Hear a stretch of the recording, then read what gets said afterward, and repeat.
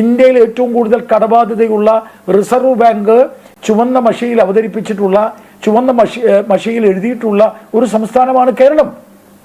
നിങ്ങൾ പെൻഷൻ കൊടുക്കുന്നുണ്ട്, ഞാനില്ല എന്ന് പറയില്ല. കടം മേടിച്ച് പെൻഷൻ കൊടുക്കുന്നതല്ല ഒരു രാജ്യത്തിൻ്റെ വികസനം. അത് ഈ രാജ്യത്തിൻ്റെ വികസനം എന്ന് പറഞ്ഞത് കടം മേടിച്ച് ശമ്പളം കൊടുക്കുന്നതല്ല, കടം മേടിച്ച് പെൻഷൻ കൊടുക്കുന്നതല്ല, കടം മേടിച്ച് എന്തെങ്കിലും കാര്യങ്ങൾ ചെയ്യുന്നതല്ല ഒരു പുരോഗമനത്തിൻ്റെ ആധാരം.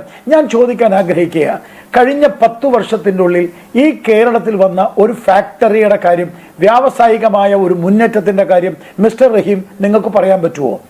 അതേസമയത്ത് കേരളത്തിൽ നിന്ന് ഉള്ള വ്യവസായികൾ കേരളം ഉപേക്ഷിച്ച് കേരളത്തിൽ നിന്ന് പോകുകയാണ് ചെയ്തിട്ടുള്ളത്. അതേസമയത്ത് നിങ്ങൾ തമിഴ്നാട്ടിലേക്ക് പോകും നിങ്ങൾ. അപ്പോൾ സാമൂഹികമായി, സാമ്പത്തികമായി, വ്യാവസായികമായി, കാർഷികമായി, ഇനി ഞാൻ കാർഷിക മേഖലയെക്കുറിച്ച് ഒന്ന് സൂചിപ്പിച്ചോട്ടെ. നിങ്ങൾ പറഞ്ഞതുകൊണ്ട് ഞാൻ പറയുകയാണ് കേട്ടോ, ഇല്ലെന്നൊന്നും പറയാനല്ല ഞാൻ വന്നത്.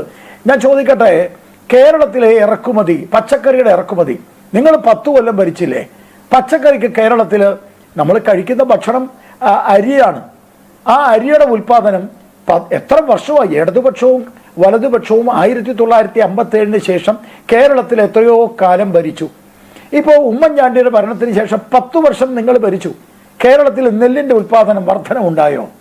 നെല്ലിൻ്റെ ഉൽപ്പാദനത്തിലെ വർധനവ് കേരളത്തിൽ ഉണ്ടായിട്ടുണ്ടോ? നെല്ലിൻ്റെ കർഷകർക്ക് കൃത്യമായിട്ടുള്ള പണം കൊടുത്തിട്ടുണ്ടോ?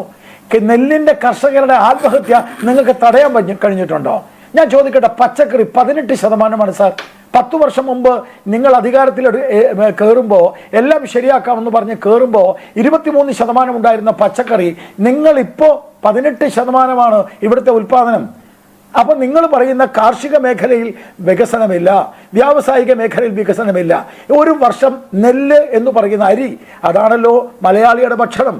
നമ്മൾ ഗോതമ്പും റവയും ചോളവും ഒന്നും അല്ല കഴിക്കുക, അരിയാണ്. 40 ലക്ഷം ടൺ നെല്ല് ഉൽപ്പാദനം ഉണ്ടാവണം ഒരു വർഷം ഭക്ഷണം കഴിക്കണമെങ്കിൽ. നിങ്ങൾ അധികാരത്തിൽ വരുമ്പോൾ 1957 ഞാൻ പഠിച്ച കണക്കനുസരിച്ച് 18.5 ലക്ഷം ടൺ ഉൽപ്പാദനമുണ്ട്. ഇടതുപക്ഷവും വലതുപക്ഷവും മാറി മാറി ഭരിച്ചിട്ട് കേരളത്തിലെ ഇന്നത്തെ ഉൽപ്പാദനം, നെല്ലിൻ്റെ ഉൽപ്പാദനം 3.5 ലക്ഷം ടണ്ണാണ്. ബാക്കി 37.5 ലക്ഷം ടൺ ആന്ധ്രയിൽ നിന്ന് വരണം, മഹാരാഷ്ട്രയിൽ നിന്ന് വരണം, അല്ലെങ്കിൽ ഗവൺമെൻറ് ഓഫ് ഇന്ത്യയുടെ പൂളിൽ നിന്ന് വരണം. നിങ്ങൾ എന്ത് വികസനം ഉണ്ടാക്കി എന്നാണ് പറയുന്നത്?